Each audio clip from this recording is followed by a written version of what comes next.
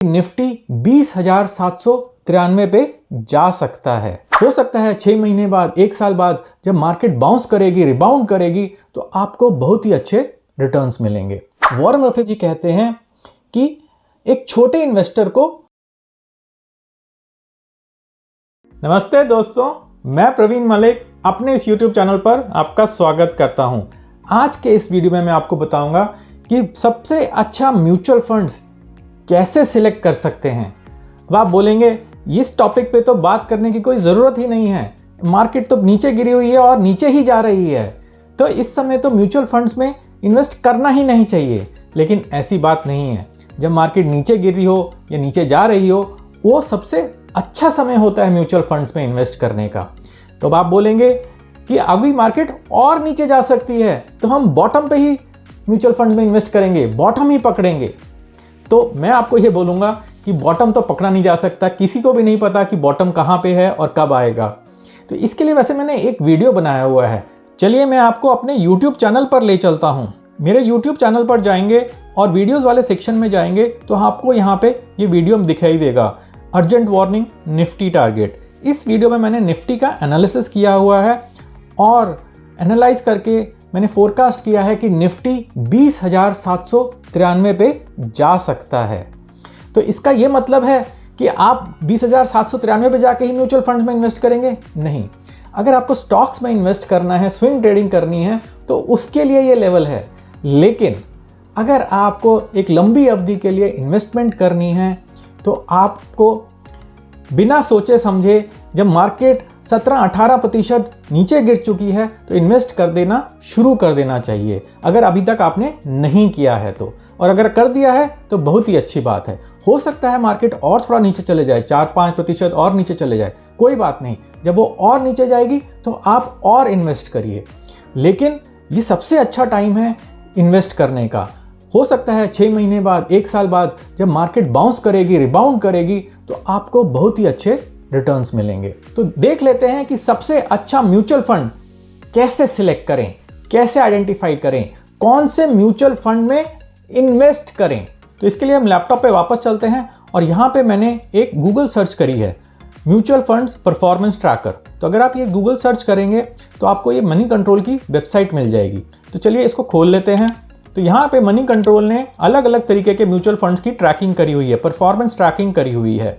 तो यहाँ पे अगर आप देखेंगे तो मल्टी कैप फंड्स हैं, लार्ज कैप फंड हैं, large and mid cap fund हैं, मिड कैप फंड हैं और कई अन्य तरीके के भी फंड्स हैं। तो पहले आपको सिलेक्ट करना पड़ेगा कि किस तरह के फंड में आप अपना पैसा डालना चाहते हैं। मेरी बात माने तो आप लार्ज कैप फंड में ही पैसा डालें। वो क्यों भला?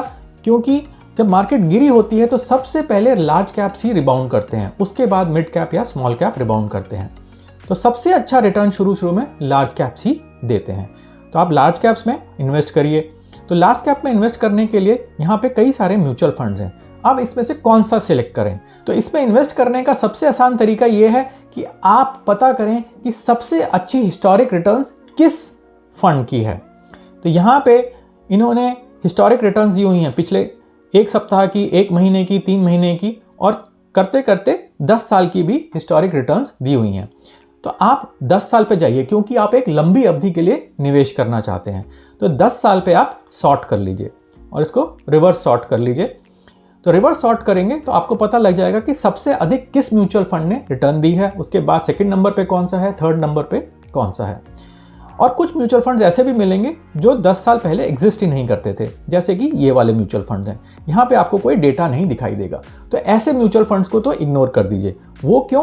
क्योंकि अगर कोई म्यूचुअल फंड 10 साल से एग्जिस्ट कर रहा है तो इसका मतलब उसके पीछे एक अच्छा फंड मैनेजर है, अच्छी कंपनी है, अच्छा फंड हाउस है। तो अगर वो 10 साल में से एग्जिस्ट कर रहा है और बंद नहीं हुआ है वो फंड, तो आगे आने वाले समय में भी चांसेस हैं कि वो चलता रहेगा। लेकिन अगर कोई फंड बंद हो जाए तो हो सकता है कि आपको लॉस हो जाए, छोटा मोटा लॉस हो या बड़ा लॉस हो, वो तो समय ही बताएगा। लेकिन फंड बंद नहीं होना चाहिए। तो इसलिए हम ऐसा फंड सिलेक्ट करेंगे जो एक लंबी अवधि से चलता आ रहा है। तो यहाँ पे मनी कंट्रोल हमको 10 ईयर्स की रिटर्न बता रहा है। तो सबसे अच्छा return Nippon India large cap fund का है। तो आप Nippon India large cap fund में इन्वेस्ट कर सकते हैं। और कैनरा रोबेको भी एक अच्छी रिटर्न दे रहा है, इसकी रिटर्न भी आसपास ही है।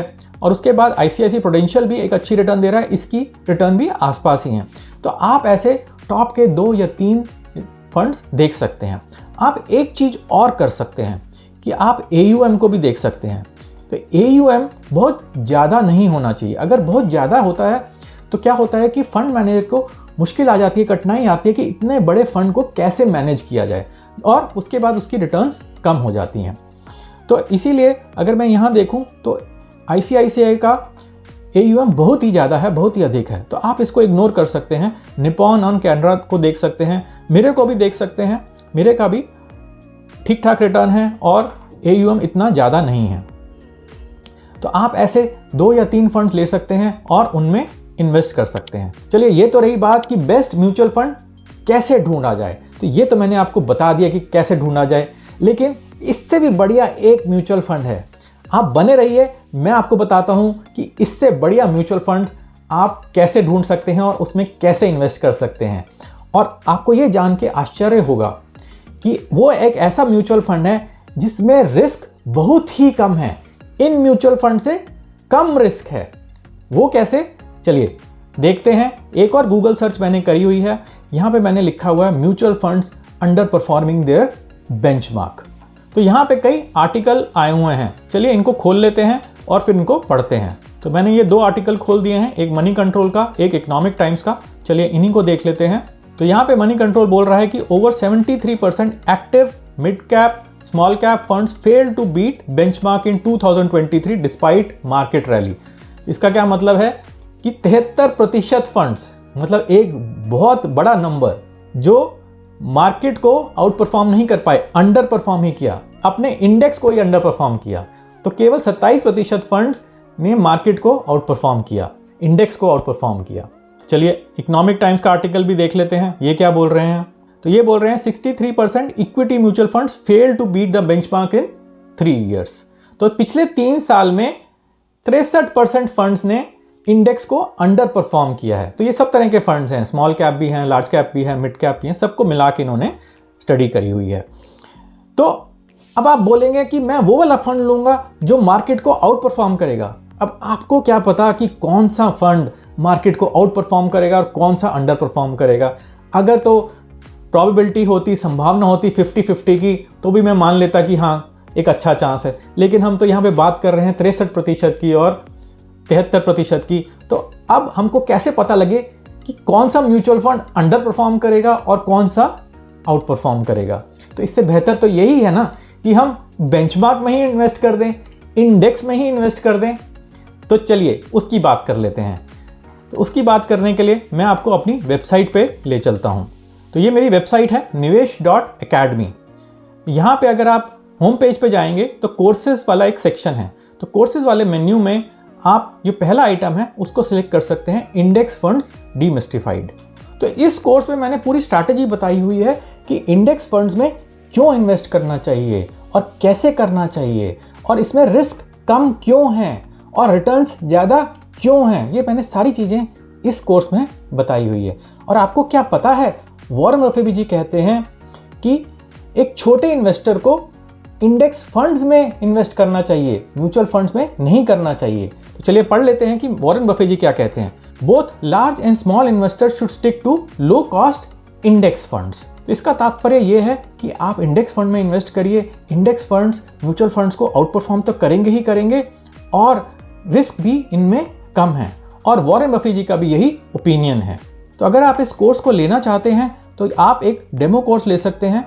अगर आप वॉच डेमो करेंगे तो आपको पहले 2 लेसन, इस कोर्स के पहले 2 लेसन फ्री में मिल जाएंगे, बिल्कुल निःशुल्क मिल जाएंगे। तो आप ये फ्री डेमो ले सकते हैं, देख सकते हैं कि कोर्स कैसा है कैसा नहीं है, उसके बाद आप आगे प्रोसीड कर सकते हैं। तो चलिए इसको हटा देते हैं। और अगर आपको लगता है कि ये कोर्स वर्थवाइल है तो आप इसको ले सकते हैं। इसमें 10 लेसन्स हैं और 10 लेसन में सब कुछ समझाया हुआ है इंडेक्स फंड के बारे में और आपके फाइनेंशियल गोल्स के बारे में भी। तो अगर आप नीचे आएंगे तो यहाँ पे ये 10 लेसन्स हैं। तो इसमें काफ़ी चीज़ें बताई हुई हैं। साथ में ये भी बताया हुआ है कि how to use index fund at different life stages. तो यहाँ पे सब कुछ अंग्रेज़ी में लिखा हुआ है, परंतु ये कोर्स हिंदी में है, हिंदी भाषा में है। जैसे मैं यहाँ पे बात कर रहा हूँ वैसे ही मैंने कोर्स में बताया हुआ है। तो आप इसको लीजिए, देखिए कैसा लग रहा है आपको। अगर आप इसको लेना चाहते हैं तो इस कोर्स का प्राइस है 2,999 रुपये। परंतु क्योंकि आप ये YouTube चैनल देख रहे हैं, मेरा वीडियो देख रहे हैं, तो इसके लिए मैं आपको एक डिस्काउंट देना चाहूँगा।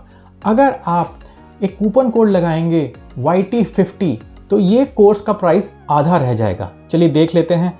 अगर मैं यहाँ पे जाके बाई नाउ करता हूँ तो कार्ट खुल जाएगी। तो कार्ट से ये फ्री डेमो हटा देते हैं अभी के लिए और यहाँ पे हम कूपन कोड अप्लाई करते हैं YT50। तो जब आप YT50 अप्लाई करेंगे तो कोर्स का प्राइस आधा ही रह जाएगा। तो 2,999 की जगह आपको 1,499 रुपये 50 पैसे ही पे करने हैं। तो आप इस कोर्स का डेमो देखिए, समझिए कि इस कोर्स में क्या है क्या नहीं है, मैंने कैसे पढ़ाया हुआ है, और अगर आपको अच्छा लगता है तो आप इस कोर्स को ले लीजिए। चलिए अब आपको समझ तो आ ही गया होगा कि कौन सा म्यूचुअल फंड्स सबसे अच्छा है। लेकिन मेरा सुझाव यही रहेगा कि आप म्यूचुअल फंड में इन्वेस्ट ना करके एक इंडेक्स फंड में इन्वेस्ट करिए। लेकिन अगर आप चाहते हैं कि आपको म्यूचुअल फंड में ही इन्वेस्ट करना है तो मैंने आपको तरीका बता दिया है कि कैसे आप सबसे अच्छा फंड चूज कर सकते हैं। तो आशा है आपको ये वीडियो पसंद आया होगा और कुछ नई जानकारी मिली होगी। अगर आपको ये वीडियो पसंद आया है तो जोर से एक थम्स अप दीजिए और इस वीडियो को अधिक से अधिक शेयर करिए। फिर मिलेंगे एक अगले वीडियो में एक नई जानकारी के साथ। नमस्ते और धन्यवाद।